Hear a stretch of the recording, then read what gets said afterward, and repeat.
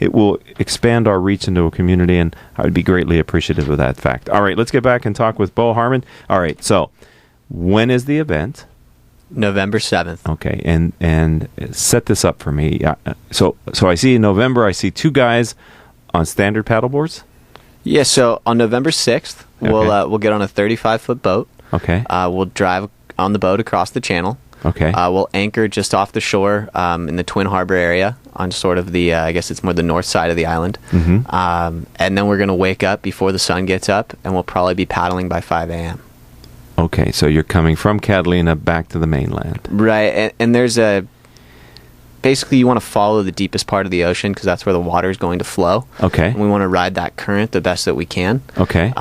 We've got our eyes right now out on the surf forecast. They haven't quite predicted what the swell is going to be like that day. We still don't know exactly how the wind's going to be, but everything depends on basically the wind. If the wind's behind us or calm, it'll be a much less of a challenge, I suppose. If the wind's in our face or rough, it can be pretty much near impossible. We actually had some training sessions where we went 9 miles upwind, against the current. It took us about 4.5 hours. And another day we went 12 miles with no wind, and it took us 3 hours. Okay. So, the weather, the conditions are really what's going to determine how long it's going to take. Our prediction is it's going to be about a 7 or 8 hour paddle. Okay. And we should end up somewhere between, Long Beach and Newport Beach. Wow. And you're going to be paddling together, right? How close would you expect that you and Eli will stay to each other? Probably within a couple hundred yards. Okay. So always inside of each other. Definitely, especially with, tankers and stuff that are out there.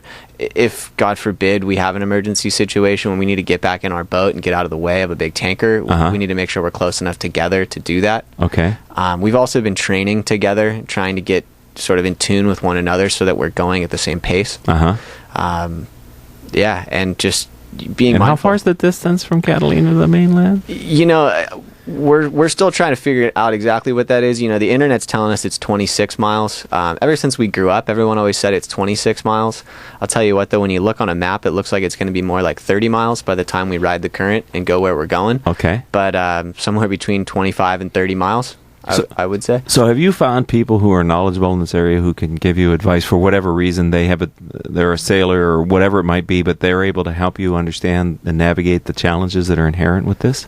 Yeah, and we're still actively seeking Okay. more advice at all times. I think our first kind of aha moment was actually Eli was out on a yacht with a friend of his and some other folks, and the captain shared with him a nautical map. And that's when we realized that in order for us to paddle, we actually have to follow this channel. And before, we were targeting going from the north end of the island straight to Palos Verdes, because that's the shortest distance if you look on a map. Okay. But what we found out is if we went that way, we'd be fighting the current the entire time, versus if you head towards Palos Verdes and ride the current, it's going to pull you in towards Seal Beach, Newport Beach. Okay. And so that was sort of our first aha. Talked to a couple of people that have paddled it. They do an annual Catalina paddle race, prone paddle, where you lay down and you go on your knees and you paddle. Ex-lifeguard friend of mine, Steve Reinsch, he's paddled it several times on his own, and he gave me the pep talk, told me that we could do it. It's definitely within our power. Okay. But just make sure you got a boat out there, is what he said. Okay. So do you have the boat arranged? Yeah, so we have a boat, 35-foot boat. We also have some other people that are talking about trying to come out and meet us, but we definitely have our safety boat that'll follow us the whole time. And right now, we're thinking, based on our training, right around 10 miles is where our bodies start to get more hungry and thirsty than anything else. Okay. Granted, you're tired. It's not easy, but around 10 miles is when we need more nutrients. We need more energy. And so we're thinking we're going to go 10 miles right off the bat, stop, have a meal, water. Our goal is to stay on the boards, so we won't actually leave the boards while we're eating this stuff. Maybe take 15, 20 minutes to rehydrate, refuel, paddle another 10 miles, same thing, rehydrate, refuel, paddle the last 10 miles and get there.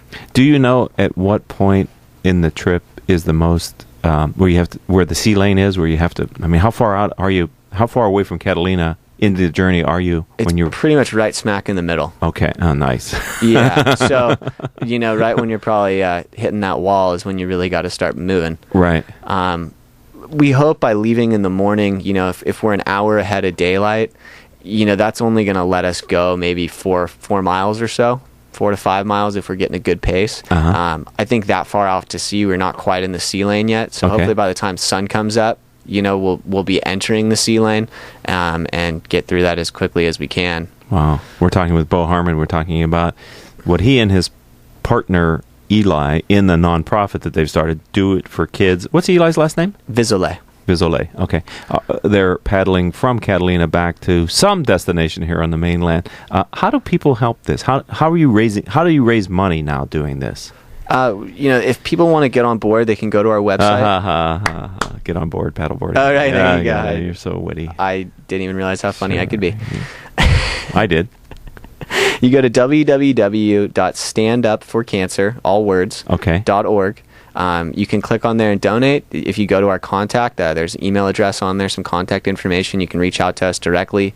We're looking for sponsorships. We're looking for donors. Looking for people that have boats that want to come out and cheer us on. Yes, it's kind of an experience, right? Yeah, and then also because Do It for the Kids is the bigger idea. If there's people out there that want to get on board with an organization, they need a cause that they've been looking to identify with, reach out to us, let us know. We'd love to have you on board. And the last channel is you can go on Instagram, Do It for the Kids Inc. I think it's doitforthekids.inc is our Instagram name if you want to follow us online. Okay. And is there going to be a landing part? I mean, it's kind of hard because you don't know where you're going to land, huh? But how do you... Right. So right now we're trying to finalize a location for 2 weeks after, November 21st. And we're going to have a good friend of ours, Cyrus Polk. He's a photographer. He's got some drones and whatnot. And he's going to film with drones and everything else our paddle. Okay. And then 2 weeks after that, the plan is to have, a silent auction and sort of a party. We've got a beer sponsor, a Laguna Beach Brewing Company. Okay. Let's get a little shout out. Yeah.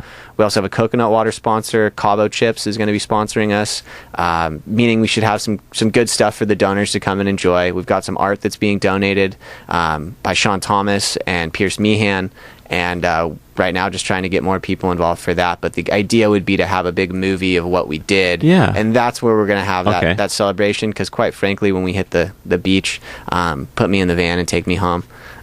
Right. I don't think I'm going to be ready for a party. Right. And when is the event? November 7th and November 21st would be our event. Okay. November 7th and 21st. And all this information is available on the website? Yes. And this website is again? www.standupforcancer.org. And so this is your first fundraising activity with more to follow, it sounds like. This is definitely the tip of the iceberg. Okay. This is our first opportunity to get something out there. In fact, what we're thinking ahead for is, what are we going to do next? Sure. You got to be thinking ahead. Because I think this idea was pretty fresh. People liked that it hadn't really been done before. I mean, people have paddled this channel, but nobody's really done it, I think, the same way that we're doing it. Right. So, what else could we be doing? One thing we were working on is I met a pastor recently, and he said he had about 50 kids in his church out in San Bernardino. None of them ever gone surfing. And I said, well, we got to change that. And so we're doing, we had to postpone it, but we're going to do a Saturday one-day surf camp for these kids from San Bernardino that have never surfed before. And Eli, works with a gentleman named Sly Dog. He runs Sly Dog Surf Camp in Laguna Beach, and he's been doing it every summer. And so he's helped sponsor us with some boards. And so when the kids come down, we'll have a full one-day surf camp with volunteers to get these kids up on some boards. Well, that's excellent. Thank you for doing that. Any last question? Maybe it's not appropriate, but from the people that have paddled from Catalina in, any concern about marine life, like sharks? They're out there. No doubt it's their ocean. Eli and I have always said the ocean always wins. Okay. But to be quite honest, sharks or marine life are probably not our biggest concern. The wind and the sun are probably two things to be more worried about. Okay. Currents, swell and things of that nature. But sharks don't really want to eat 14-foot carbon fiber paddle boards. I wouldn't think so. I think if my feet were hanging off the bottom, I'd be a little bit more worried. Okay. But I'm more worried about wearing enough sunscreen and staying out of the wind. Yeah. Well, I hope the weather cooperates for you, Bo. Yeah, thank you. On behalf of the Critical Mass community, thanks for coming in today, being a friend of the program. I think what you and Eli are doing is great and amazing, and I hope that being here on Critical Mass Radio Show helps give a little bit of a push in a positive direction for your newly minted nonprofits. We really appreciate it. www.standupforcancer.org or doitforthekids.inc on Instagram. And look forward to the possibilities. Okay. Yeah, keep me informed on the 21st. Maybe my wife and I can come by. I'd love to see the video of what you guys accomplished. Okay? That'd be wonderful. All right, thank you. Thank you very much for your time. Appreciate it. All right, ladies and gentlemen, this show is coming to a close. It's brought to you by our great advertisers, Center Club, Decision Toolbox, MBN Design, Sun Up Group, and, of course, we support various Orange County nonprofits, as you just heard from the interview. Our fantastic engineer today was Paul Roberts. Our producer is Joan Park, and I am your host, Rick Franzi. If you'd like to learn more about what I do with Critical Mass for Business and the CEO peer groups that I lead, or maybe you want to be a future guest or advertise on the program, all that's available. Just check us out at Critical Mass 4, which is spelled FOR, business.com. And until the next show, I hope all of your business decisions will move your company in a positive direction. We're off. Let's get a picture. Thank you. Thank you. Thank you. Yeah, I'm going to shut the camera off and we'll get a picture. Yep. Stay right there.